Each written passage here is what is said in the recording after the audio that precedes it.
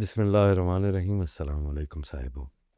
اسماء الہیہ کی اس سیریز میں اگلے اسم پر گفتگو کرنے سے پہلے ہماری پروڈکشن ٹیم کی وہی درخواست کہ اس ویڈیو کو لائک بھی کیجیے اور اس کو شیئر بھی کیجیے تاکہ یوٹیوب کا یہ الگوریدم اس کی ترسیل کو، اس کی ریچ کو بڑھا سکے۔ تو آج ہم گفتگو کر رہے ہیں اللہ کے اسم مبارک الخبیر پر۔ الخبیر صاحب وہی ہے جو ہر باطن کی خبر رکھنے والا ہے، ہر شے کے اندر چلنے والی پوشیدہ کیفیات، اس کی مخفی چھپی ہوئی تبدیلیوں، اس کے نادیدہ اسباب اور خاموش بنتی ہوئی تقدیروں سے کامل آگاہ ہے۔ اس کی خبر گیری صرف ظاہر تک محدود نہیں، وہ ان گہرے گوشوں تک پہنچتی ہے جہاں انسانی عقل کی رسائی دھندلا جاتی ہے اور جہاں فرشتوں کو خبر بھی نہیں ملتی۔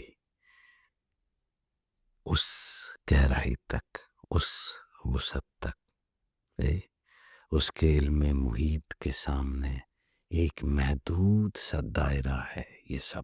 تو کائنات کے ہر گوشے میں بیک وقت بے شمار واقعات جاری ہیں، کچھ بڑے کلی، کچھ عالمگیر، کچھ نہایت باریک جزوی سے چھپے ہوئے مخفی، کچھ ظاہر میں، کچھ پردے میں، کچھ وقوع میں، کچھ تیاری میں، کچھ امکان کی سطح پر۔ الخبیر ان سب سے، ان کے آغاز سے انجام تک، سبب سے اثر تک، ظاہر سے باطن تک پوری خبر رکھتا ہے۔ یہ ہے الخبیر۔ اور الخبیر کا ذوق بندے کو یہ سکھاتا ہے کہ حقیقت ہمیشہ وہ نہیں ہوتی جو پہلی نظر میں دکھائی دے۔ بہت مرتبہ جو چیز آسانی سے دکھائی دیتی ہے اس کے نیچے پیچیدہ سے اثرات چھپے ہوتے ہیں، اور جو چیز سخت یا تلخ معلوم ہوتی ہے اس کے اندر رحمت یا تربیت یا اصلاح کے دھاگے بنے ہوتے ہیں۔ ہم اکثر واقعے کو دیکھتے ہیں مگر اس کے باطنی مزاج کو نہیں دیکھتے۔ ہم عمل کو دیکھتے ہیں، نیت کے جو خم و پیچ ہیں ان کو دیکھنے سے غافل رہتے ہیں۔ ہم نتیجہ چاہتے ہیں مگر اس تدریجی تیاری کو نہیں سمجھتے جس سے اللہ بندے کو گزار کر اس قابل بناتا ہے۔ تو الخبیر کے باب میں بندے کی آنکھ صرف دیکھنا نہیں سیکھتی بلکہ پہچاننا بھی سیکھتی ہے۔ عقل صرف جمع کرنا نہیں سیکھتی بلکہ تمیز سیکھتی ہے۔ دل صرف محسوس کرنا نہیں سیکھتا، فہم پاتا ہے۔ تو یاد رکھیے کہ آپ جب بھی کوئی کام چھپا کر کرو یا زبان پر لانے سے پہلے صرف دل میں اس کا ارادہ باندھو یا محض خیال کی صورت میں اسے اپنے باطن میں گزارو، وہ سب الخبیر کے علم میں ہے۔ اس اسم جلال، اس کا جو جلال ہے وہ بندے کو محاسبہ ذات کی طرف لے جاتا ہے، اس کو محاسبہ نفس سکھاتا ہے، اور اس کا جمال بندے کو امید دیتا ہے۔ جلال یہ ہے کہ تمہاری کوئی نیت، کوئی دھوکہ، کوئی حسد، کوئی عمل، کوئی خیال، کوئی چھپا ہوا نہیں ہے، اس کی نظر سے اوجھل نہیں ہے۔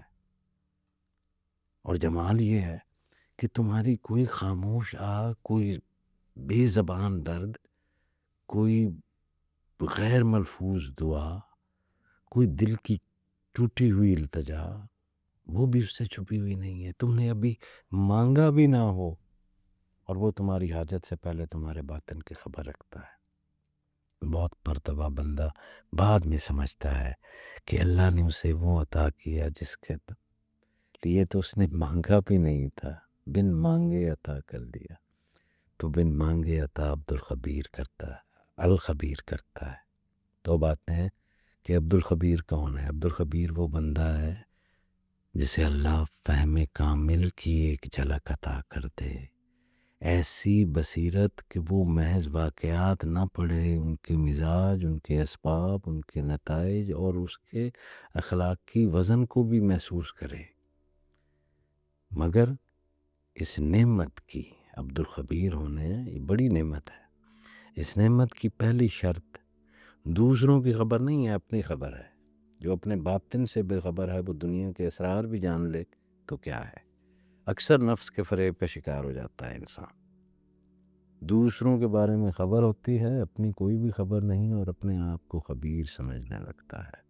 اس لیے الخبیر کے باب کا پہلا سبق یہ ہے کہ بندہ اپنا طبیب بنے، اپنے اندر کی بیماریوں کی تشخیص کرے، تکبر پر باخبر رہے، اپنے اندر کے ریا پر باخبر رہے، اپنے اندر کے نفاق پر، اندر کے حسد پر، اپنی خود پسندی پر، اپنے غصے پر، اپنی بے صبری پر، جی اپنی بے لگام خواہشوں پر، جی اس کے اوپر باخبر رہے، دنیا کی بے اعتدال محبت پر باخبر رہے، خواہشوں کے پردوں میں لپٹی ہوئی خود غرضی پر باخبر رہے۔ تو جب انسان اپنے نفس پر خبیر ہو جاتا ہے، نفس کے امراض کو پہچان لیتا ہے، تو الخبیر کا نور اس کے لیے محض معلومات نہیں رہتا، پھر وہ علاج بھی بن جاتا ہے۔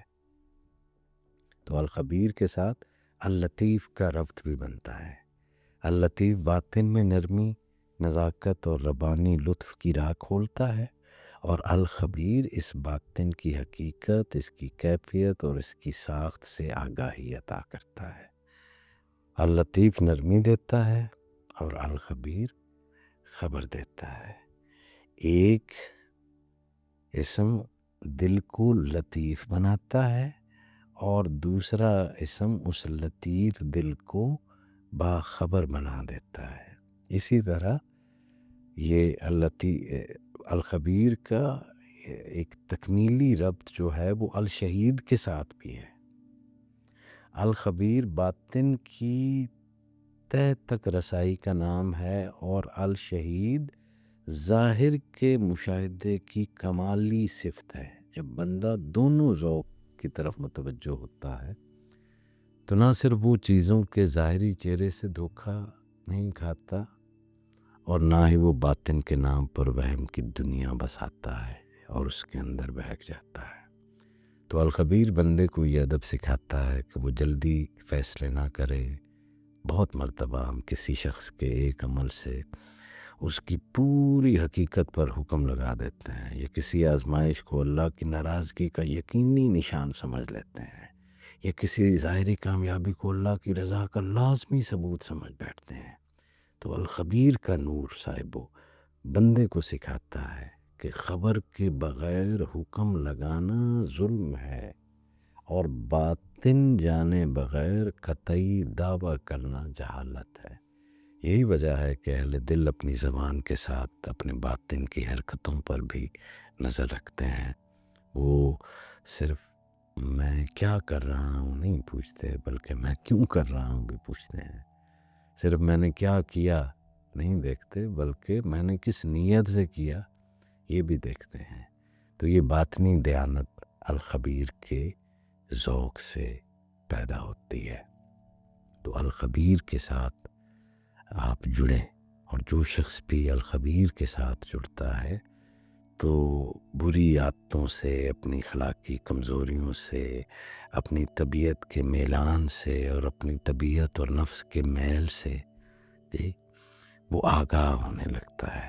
سچے دل سے ان سے نکلنا چاہتے ہیں اگر آپ، تو یا خبیروں کا ذکر کیجئے، اس سے محاسبہ نفس بھی ہوگا، آپ ایک اویکنڈ سیلف کے اندر چلے جائیں گے، اور آپ محتاط زندگی گزاریں گے۔ جب آپ کے اندر یہ شعور جاگے گا تو باوضو ہو کر اللہ کی طرف رجوع کریں جی، اور اس یقین کے ساتھ جی، جیسے وہ قرآن کریم میں آیا نا کہ کیا جس نے پیدا کیا جس نے پیدا کیا وہ نہیں جانتا، اور وہی تو نہایت باریک بین اور پوری طرح باخبر ہے، اللطیف والخبیر۔ تو اہل ذکر نے یہ نفع بیان کیا ہے کہ بندہ سوتے وقت اس آیت کو توجہ سے اگر پڑھتا رہے تو دل پر اطمینان اترتا ہے۔ تو اللہ کریم ہمیں اس شعور میں لے جائے کہ وہ الخبیر ہماری طرف سے اور اس کائنات میں ہونے والی ہر چیز کی طرف سے مکمل طور پر آگاہ اور باخبر ہے، اور ساتھ میں یہ بھی نیت ہو کہ آپ دوسروں کے باطن پر جلدی جلدی حکم نہیں لگائیں گے، سنی سنائی کے اوپر یقین نہیں کریں گے۔ تو الخبیر کے ساتھ جڑیے، باخبر رہیے، باہر بھی اور اپنی ذات کے اندر بھی۔ اللہ کریم آپ کو اور میرا حامی و ناصر ہو، اور ہم دعا کریں کہ اے الخبیر، تو ہمارے ظاہر سے بھی باخبر ہے اور ہمارے باطن سے بھی باخبر ہے، ہمارے دلوں کی ان تہوں کو روشن فرما دے جہاں ہم خود بھی پوری طرح نہیں پہنچتے۔